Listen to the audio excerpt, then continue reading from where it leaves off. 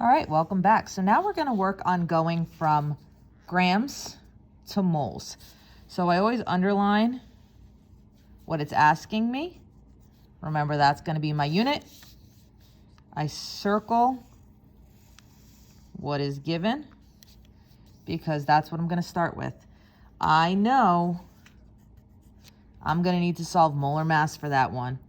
So I'm gonna get that done and over with quick. So I break down my chemical compound. I've got 3 units of oxygen, 1 of nitrogen, 1 of silver. So when I look at my periodic table, which I've got to pull up on my desktop because I lost my paper copy. So silver is 107.87. Nitrogen is 14.01. And oxygen is obviously 16. So I'm obviously running out of a little bit of room here. So I'm going to show you how I would put that into a calculator. So I've got my 107.87 plus my 14.01 plus I know that 3 times 16 is 48. Just a little bit of mental math there. And I get 169.88 is my molar mass.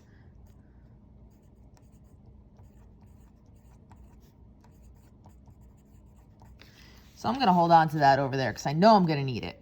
So if I'm starting with grams, so I'm starting with 80 grams.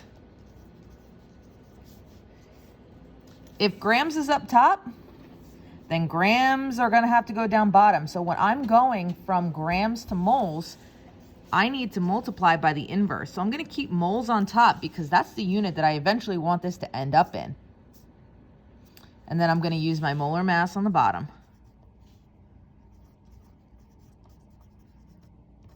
And I'm going to plug that into my calculator, just like I have there with a little multiplication sign, right?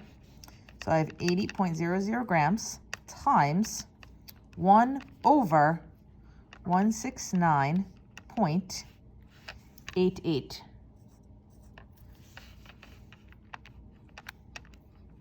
And I get 0.47 moles. Remember, we're only going to the 100th here. Let's do another one. Make sure you are writing this down and following along with me. All right, so I have 658 grams. That's what's given, but they're asking me for moles. So I'm gonna underline what they're asking me for. That's gonna be my unit. And this is what they've given me. So I'm going to quick solve for my molar mass. So I have hydrogen. I've got 3 units of hydrogen. I've got phosphorus, and I've got oxygen, 4 units. So we know oxygen, 16 times 4 equals 64. Hydrogen is 1.01. So 3 times 1.01 is going to give me 3.03. Okay, I'm shortening this up, folks, because I don't want these videos to get too long. And then finally, phosphorus on the periodic table is 30.97. Remember my consistency with my decimal places. I'm going to the 100th here. So 3.03 plus 30.97 plus 64. And I get a beautiful round number of 98 grams per mole.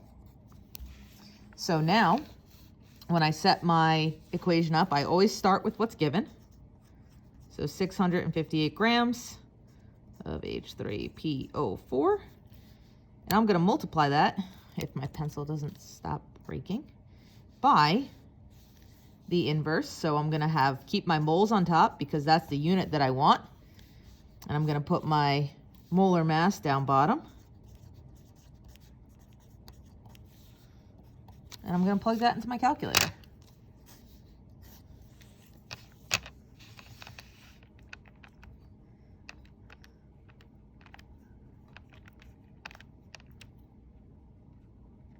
I get 6.71.